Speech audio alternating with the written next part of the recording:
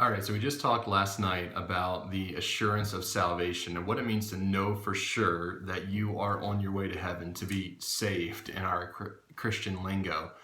But then I was reading in Psalm 11 and I came across verse number 3, and it says, if the foundations be destroyed, what can the righteous do? And here's the thing. That's how Satan works. Honestly, that's how our enemy works in real life as well. That's why we remembered yesterday, September 11th, how terrorists tried to attack our financial foundation, is what they considered the World Trade Center to be.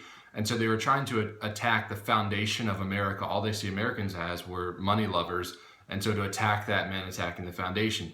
Enemies do that all over the place. We would attack as military a home base because that's the foundation of where the whole operation stems from. Satan is going to do that exact same thing with us. When with our salvation being the foundation of who we are, Satan will always attack that.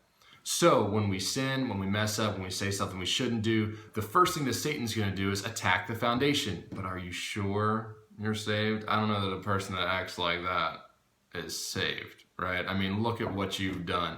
Look at what you said. Look at what you do. You certainly cannot be saved. And so therefore, our foundation starts to be destroyed. Now, here's the thing. If you're in a house with a bad foundation, the foundation is shifting and it's crumbling in and of itself, you're going to have issues on the surface level, right? So like your walls are going to start splitting apart. All these things are going to happen. Well, you can plaster the walls as much as you want to. You can fix everything that you've got within the outside of the house.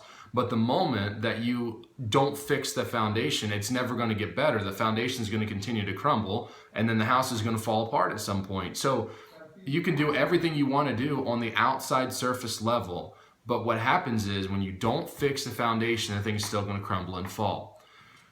With our spirituality, with our spiritual life, that's the same thing that's going to happen. If we do not get rid of the sin that Satan is using to attack our foundation, if we do not get rid of it, if we do not confess it, like 1 John 1:9 says, like we talked about, if we confess our sins, he's faithful and just to forgive us our sins.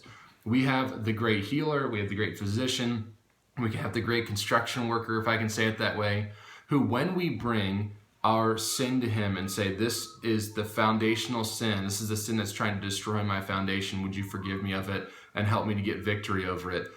God is not like, oh, well, it was kind of fun watching you struggle. No, God is the great physician. He's the great construction worker. He will solidify that foundation in your heart to where when Satan attacks it, it's like, a bird trying to peck at a concrete wall, right? It's not going to do much. So put your foundation, make sure it's laid, that you are saved, that you do know Christ for sure. But once that foundation is laid, then give everything over to God, give everything over to Christ and say, hey, you know what? I've been doubting my salvation because this has been attacking the foundation, but I want to give it over to you. Because if the foundations be destroyed, what can the righteous do?